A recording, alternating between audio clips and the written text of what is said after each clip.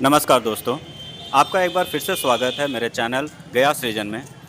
16 जनवरी 2023 दिन मंगलवार को गया के जयप्रकाश नारायण हॉस्पिटल में डिस्ट्रिक्ट हेल्थ सोसाइटी गया ने बायोमेडिकल वेस्ट मैनेजमेंट को मद्देनज़र रखते हुए ट्रेनिंग का आयोजन किया। इस ट्रेनिंग में हॉस्पिटल के डॉक्टर्स, कर्मचारी शामिल हुए। ट्रेनिंग में हॉस्पिटल के कर्मचारी के द्वारा पूछे गए सवालों का भी जवाब दिया गया।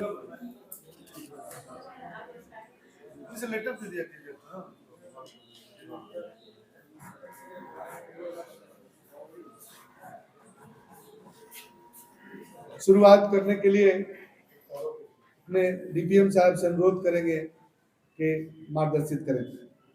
सभी को नमस्कार। आज के इस कार्यशाला में सबका स्वागत करते हैं। अब आप लोग जानते हैं कि सदर अस्पताल में अभी यहाँ पे मिशन 60 चला, उसके बाद अब मिशन क्वालिटी की तरफ हम लोग मूव किए। तो उसी परिप्रेक्ष्य में सभी अस्पतालों में क्वालिटी बेस्ड सर्विस देने में बायोमेडिकल बेस्ड एक बहुत ही महत्वपूर्ण चीज है, जिसपे हम लोगों को जानकारी होते हुए भर में भी हम लोग सेग्रीगेट नहीं कर पाते हैं। इसका प्रशिक्षण बहुत बार भी आप लोग को दिया गया है, स्टाफ नर्स से लेकर के सभी लोगों को, मेडिकल ऑफिसर तक का। बेसिक चीज है कि जो हम लोग जो बायोमेडिकल वेस्ट का जो हम लोग का जो जनरेट होता है हॉस्पिटल में, उसमें दो तीन चीजें होती है जो जनरेट, जो हम लोग देखते हैं कि क्या चीजें जो जनरेशन होता है। तो जो जनरेट होता है बायोमेडिकल वेस्ट, उसको हम लोग को सेग्रीगेट करने से अपना भी बचाव होता है, मरीज का भी बचाव होता है। जो कुछ नीडल्स के माध्यम से या वाइल के माध्यम से जो इन्फेक्शन हम लोग के शरीर में जाता है, उसको हम लोग बचा सकते हैं, अपने आप को बचा सकते हैं। जो मरीज हॉस्पिटल में आते हैं उसको हम लोग बचा सकते हैं, और एक क्वालिटी के साथ हम लोग सेवा दे सकते हैं। जैसे फील्ड में हम लोग इम्यूनाइजेशन करने जाते हैं तो क्या होता है, वहां भी जनरेट होता है बायोमेडिकल सिरिंज है, आपका वाइल है, ग्लव्स है, कॉटन है, सब जनरेट होता है, रैपर है उसका। तो उसको क्या करते हैं, बहुत जगह पे देखेंगे कि लोग फेंक के चलाते हैं, लेकिन उसको क्या करना है कि उसके लिए बैग आपको दिया जाता है, पॉलीथीन सप्लाई किया जाता है। उस पॉलीथीन में उसको ला करके हमको पीएचसी में रखना है। पीएचसी में जो निर्धारित डब्बा है उसमें जाकर के उसको कलेक्ट करके रखना है। फिर उसको जो बायोमेडिकल वेस्ट की जो एजेंसी है आपके यहाँ जो जाती है, उसके माध्यम से उसको हम लोग को भेज देना है, ताकि यहाँ उसका ट्रीटमेंट किया जा सके। ट्रीटमेंट करके जो यूजेबल चीज होगा यूज करेगा, बाकी जो खराब चीजें होती है उसको नष्ट करता है उन लोग। तो बायोमेडिकल वेस्ट का जो ट्रीटमेंट प्लांट आपका अनुग्रह नारायण मेडिकल कॉलेज में यहाँ पे स्थापित है, जहाँ पे इस एरिया का पूरा गया, औरंगाबाद, नवादा, नालंदा और रोहतास का बायोमेडिकल पूरा कलेक्ट होकर के यहीं आता है। अब यहीं पे उसका निस्तारण किया जाता है। तो हम लोग के यहाँ जो उठाव एजेंसी है वो रेगुलर उठाव करे, है ना। कहीं कहीं से डोभी उभी से हम लोग को बराबर मैसेज आता है कि सैटरडे वाला नहीं उठाता है, संडे नहीं आता है। संडे तो ऑफ रहता है उसका, तो सैटरडे नहीं आया एक दिन, अगर फिर मंडे संडे नहीं आया, अगर मंडे भी नहीं आया तो 3 दिन में वो प्लासेंटा ये सब जो रखा रहता है, इतना महकने लगता है हॉस्पिटल कि आपको लगेगा कि हॉस्पिटल में बैठने लायक नहीं रहा है। तो उसको हम लोग सही समय पे सैटरडे को स्पेशली फोकस होकर के उसको उठाव करवा लें सभी जगहों पे, ताकि संडे वाला सिर्फ कचरा बचे, उसको फिर मंडे को रेगुलर लोग करता है उसको उठाव हो जाए। लेकिन सैटरडे को हम लोग फोकस नहीं करते हैं, जिसके कारण आपका सैटरडे, संडे और मंडे तक का कचरा 2-3 दिन हो जाता है, जिसके कारण हॉस्पिटल में महकना शुरू हो जाता है, बदबू देना शुरू हो जाता है, जिसके कारण वहाँ का पॉल्यूशन ये सब आपको इफेक्ट करने लगता है, अपना शरीर पे भी इफेक्ट करता है और जो मरीज होता है उस पर भी इफेक्ट करता है। तो उसका हम लोग सेग्रीगेशन कैसे करेंगे। अब बायोमेडिकल वेस्ट में आप लोग देखे होंगे कि आप लोग पॉल्यूशन कंट्रोल बोर्ड से सभी लोगों का रजिस्ट्रेशन हुआ, सारे हॉस्पिटल का, ठीक है। और उसमें बहुत हैवी पेनाल्टी लगाता है। अगर एक आध हॉस्पिटल अगर पकड़ा गया उसमें, उसका पदाधिकारी लोग भी अब रेगुलर विजिट कर रहे हैं पटना ये सब क्षेत्रों में, और हम लोग के यहाँ भी आएगा। अगर सेग्रीगेशन सही से नहीं रहता है तो पेनाल्टी बहुत हैवी करता है, बहुत हैवी, उतना आप सोच भी नहीं सकते हैं। मतलब 20 लाख, 25 लाख, 30 लाख, करोड़ों रुपया तक करता है पेनाल्टी, बहुत हैवी पेनाल्टी होता है। तो उससे बचने के लिए, और बायोमेडिकल वेस्ट का जो पॉल्यूशन कंट्रोल बोर्ड का जो मैंडेट है उसके अनुसार से हम लोग को काम करना है।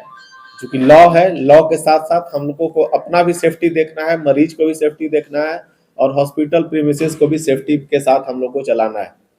इसके लिए सबसे जरूरी चीज है कि उसका सेग्रीगेशन, जो बायो मेडिकल वेस्ट जो जनरेट हो रहा है हम लोग के हॉस्पिटल से, उसका सेग्रीगेशन जिस डब्बे में, जिस बीन में जिसको रखना है उसको सेग्रीगेट करेंगे, तभी जाकर के उसका ट्रीटमेंट सही से हो पाता है। नहीं तो क्या होगा कि एक ही में ग्लव्स, एक ही में नीडल, एक ही में प्लासेंटा डालेंगे, इसी एक ही में रैपर डाल देंगे उठा करके, और उसको जो लेने वाला आएगा वही अपना बांध बूंद के बाहर में रख देगा, उठाएगा गाड़ी में रख देगा ले जाकर के। फिर वो जहाँ पे उसका निस्तारण होना है वहां पे जाकर के फिर उसको सेग्रीगेट करेगा, तो हो सकता है उसको नीडल चुभ जाए, चाहे कुछ हो जाए, उसका खतरा बना रहता है। तो उस परिस्थिति में हम लोग जब अलग अलग पृथक करके देंगे तो उसको डायरेक्ट अपना वो ट्रीटमेंट प्लांट में डालेगा, उसमें काम उसका हो जाएगा। तो हम लोग का काम है कि जिस कैटेगरी का बायो मेडिकल वेस्ट जनरेट हो रहा है उस कैटेगरी का साथ हम लोग उस डब्बे में उसको रखेंगे। तो उसके लिए हम लोग विशेष एक प्रशिक्षण है, छोटा सा प्रेजेंटेशन है 2-3, उसको देख लीजिएगा कि कौन कौन सा वेस्ट किस कैटेगरी का या किस कलर के बीन में हम लोग उसको डालेंगे। और यहाँ से जाने के बाद बाकी जो स्टाफ हैं सारे लोग, चाहे एनएम जो सब सेंटर पे आरआई कर रही हैं, चाहे आपके लेबर रूम में है, फार्मेसी में है, टेस्ट में है, कहीं भी है, चाहे स्वीपर हो आपके हॉस्पिटल के, उनको भी प्रशिक्षण इसमें आपको देना है, ताकि आपका सेग्रीगेशन बढ़िया से होगा। सेग्रीगेशन जितना बढ़िया होगा उतना ही बढ़िया आपका हॉस्पिटल का ट्रीटमेंट हो पाएगा, जो बायोमेडिकल वेस्ट जनरेट होगा उसको। तो जो आप लोग जो बहुत सारा हॉस्पिटल देख रहे हैं, हम लोग लक्ष्य के लिए अप्लाई कर रहे हैं, क्वालिटी में आपका एनक्वास के लिए अप्लाई करते हैं, कायाकल्प के लिए अप्लाई करते हैं, तो उसमें एक बहुत बड़ा एजेंडा रहता है हम लोग का बायोमेडिकल वेस्ट का ट्रेनिंग, उसका सेग्रीगेशन, उसका प्रोसेस, उसका डब्बा का रखना, कहाँ कहाँ रखना है, उसको क्या क्या चीज उसमें रखना है, उसके बारे में स्टाफ को जानकारी होना, ये बहुत ही इंपॉर्टेंट हो जाता है। तो इसके लिए आप लोग का प्रशिक्षण दिया जाएगा और उसको फिर आप लोग नीचे में जब प्रशिक्षण देंगे तो इसी तरीके से प्रशिक्षण ऑर्गेनाइज करके सबका अटेंडेंस बना करके रजिस्टर में मेंटेन करेंगे, ताकि जब कोई असेसर जाएगा आपके यहाँ पूछेगा कि बायोमेडिकल वेस्ट का ट्रेनिंग हुआ है कि नहीं, तो आप लोग दिखा पाएंगे कि हाँ इतना तारीख को किए, इतना लोग को हम लोग प्रशिक्षण करवाए। तो ये आपके लिए फायदेमंद होगा। और इसी के साथ हम आपके वो बोले कि प्रशिक्षण का जो पीपीटी है उसको हम लोग शुरू करते हैं, उसके बाद फिर हम लोग आगे का कार्रवाई करेंगे। अभी हम लोग जब बीएमडब्ल्यू सेग्रीगेशन की बात कर रहे थे, डीपीएम साहब ने काफी ब्रीफ किया है कि उसका कलेक्शन, उसके बाद उसका सेग्रीगेशन और फिर उसका डिस्पोजल कैसे हम लोग करते हैं। और निश्चित तौर से जो हॉस्पिटल में हमारे काम करने वाले स्वास्थ्य कर्मी हैं, सफाई कर्मी हैं, या फिर जो स्वास्थ्य लाभ लेने के लिए जनता आती है, उनका स्वास्थ्य पर इसका सीधा प्रभाव पड़ता है अगर हम उसका सही ढंग से डिस्पोजल नहीं करते हैं। अभी अगर हम लोग बात करें बीएमडब्ल्यू वेस्ट मैनेजमेंट के लिए कि इसमें अगर देखेंगे हम लोग तो कितना मेथड है इन्फेक्शन प्रिवेंशन का।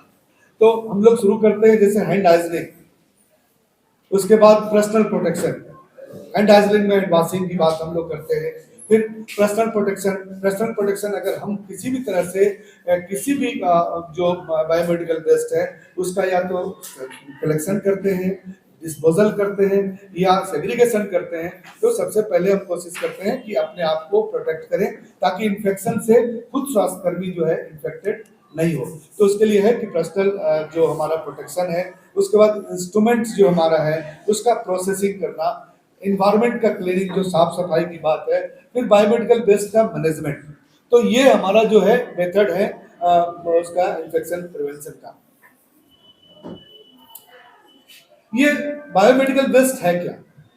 तो जितने तरह से भी जो हमारे हॉस्पिटल में जो जनरेटेड हमारा वेस्ट है, जैसे जो डायग्नोसिस में है, ट्रीटमेंट में है, इम्यूनाइजेशन में है, ह्यूमन या जो हमारा एनिमल बीइंग का वो इन्फेक्टेड होते हैं, उनके ऊपर भी इसका इम्पैक्ट आता है। अब इसमें क्या है कि हमारा एम के लिए हमारा जो है You can use white वाला तो पंचीकृत कंटेनर रहता है, हाँ उसमें आप डिस्कार्ड कर सकते हो। तो हमको किसी भी हाल में शार्प के लिए हम देखिएगा आपको यूज करते हैं हम लोग वो हब कटर। तो पहला चीज वो करें कि वो नीडल कटता नहीं है। तो ऐसा कौन सा सिरिंज है थोड़ा बता दीजिए लोगों को। नहीं बताइए ना कौन सा सिरिंज है जिसका हब नहीं कटता है, किस चीज के लिए यूज होता है एक बार बताइए। सभी लोग जाने किस चीज के लिए यूज होता है, इस्तेमाल कहाँ करते हैं, इस्तेमाल कहाँ करते हैं उसको? किसके लिए? हाँ हाँ तो उसका हब नहीं कटता है, हब फिक्स होता है, कटता तो ही है, हब उसका फिक्स होता है सर, उसको हम लोग काट सकते हैं कटर में। सर आपका जो सवाल है बिल्कुल मैं थोड़ा सा इसमें कुछ ऐड करना चाहता हूँ।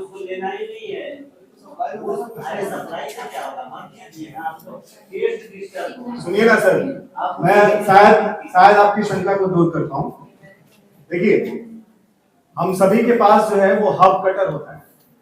सिरिंज चाहे कोई भी हो कभी भी नीडल कट नहीं करते हैं, कट क्या करते हैं? हब।